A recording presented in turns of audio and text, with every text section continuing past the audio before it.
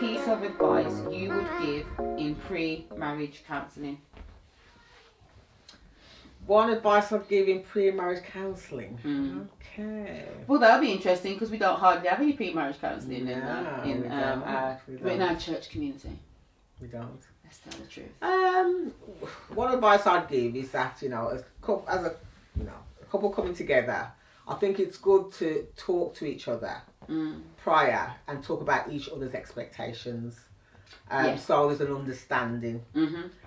Because some people go into the marriage and have surprises and think, well, I didn't know that. So it could be around how many children you want, how we're going to save for the home, whatever. Expectations. Well, how do each other see your long-term future? So I think all those things need to be discussed prior. Rather than just going into a marriage blinded and then thinking, oh my gosh, what have I done? Because the person could have an expectation that you expect to stay at home, do the housework, works, and thinking, so for a lot of women, that's not what they want. So I think for me, in terms of pre-marriage advice, is for both of you to talk about what your expectations are within a marriage.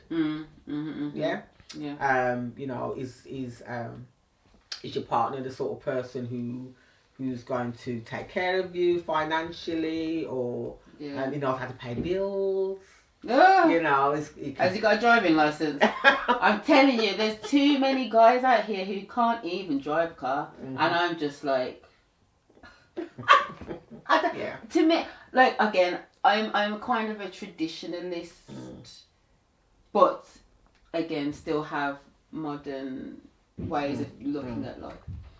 And for me, like, I'm just like, obviously you take care of each other. You do.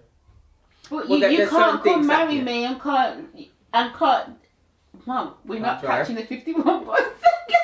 We are not catching the. It can't. Okay. It can't work for me. That can't work because okay, so if I'm pregnant and I need to get to the hospital, what we do? We get an Uber.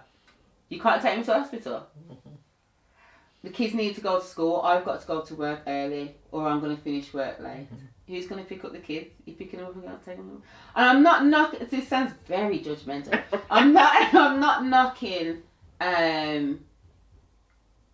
All men who can't drive. But what I'm saying is that it's a basic fundamentals. Like, you both going into this marriage to be able to look after and cater to each other.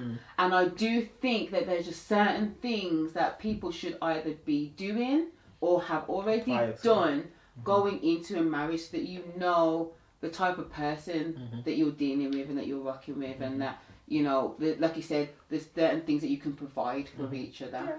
And I don't know what to say. Yeah, well, it could be in some marriages the man says, okay, you don't mind staying at home looking after the child, and you can go work. So if that works for you, then that's totally fine. So it's expectations. I think I think it's important that, women and men, husband and wives, fiancés, whatever, speak about these things prior. Exactly. So if you don't require a man to have a driving license, then that's fine, and it works for you. That's fine. My man needs to have a driving license. Even if you don't have a car, I don't mind having the car. You need to have a driving license. But yeah, like you say, you don't want those surprises, because I think as well with marriage, we think that, I've said it a million times already, that the marriage is going to fix things, or they're going to change. They're not doing it now, but we work it when the marriage comes and everything. Or no, you're marrying more time. 90% of who they were when they signed. The papers. And even with that, because I experienced this with people who come to job interviews. They can reel off textbook stuff because that's what the job requires. But when they actually do the job, it's like nothing what they said in terms of the interview. So get to know the partner you are with, or in a relationship with, in the courtship period, so you can get to know their character, and if they say they will look after you, you think, well, that's the sort of person who will look after you. But have they already demonstrated characteristics of being able to do that? Do you know what I mean? Because you marry, you don't, what do you say? don't marry someone's potential, marry their patterns. So if they haven't already shown a pattern, or whatever pattern of behaviour that they're showing, that's the person you're marrying, basically. You can't convince somebody into being somebody that you want them to be and think, no, and like I said, you don't want the surprises. So I've said that anyway. Don't go into a marriage thinking, oh, I can change him, I can do this. If you do, you're probably one in a billion. Yeah, there's always an exception to every rule, but it's not likely to be you. Definitely. Yeah, I think having those necessary and open conversations. Yes. I'm trying to think, and I think that's probably the biggest thing, because I can't think of very much else in terms of premarital counselling. As I said before, marriage is a new journey, a new chapter. Yeah. And it's like never before. So you'll find out things that you've never seen. Yeah, 100%. So talk it through. Well, I've figured one out.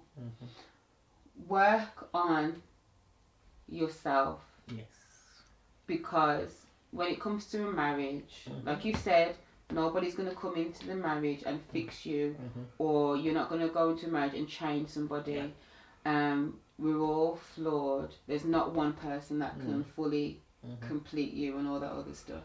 So you need to make sure that you, even in the courting phase, you don't lose yourself in the relationship, and that you're working towards your individual goals, your joint goals. That's a good thing as well. I think when a person can complement your goals, and when you can complement another person's goals, so it's looking at all of that kind of stuff. But if you can be the best person you can be, and obviously for me it's just everything to me.